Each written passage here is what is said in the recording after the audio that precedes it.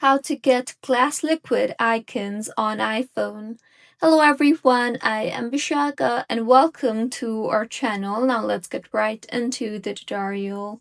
iOS 26 now allows users to use the glass liquid icons. So if you want the glass liquid icons, then tap hold on your home screen and then tap on the edit button once the apps starts to jiggle.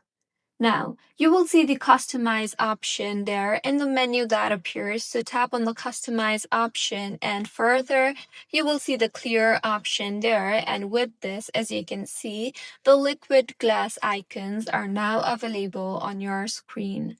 However, if you want to go back to your default icons, then you can simply tap on the default icon option you see there, or if you want dark icons, you can tap on the dark option, or if you want tinted option, then you can also tap on the tinted option.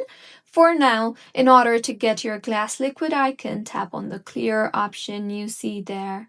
So this is how you can get liquid glass icons on iPhone. If you find this tutorial helpful, please like the video and do comment if you have any queries. Also, do subscribe to our channel for more helpful tutorials like this. See you on the next one.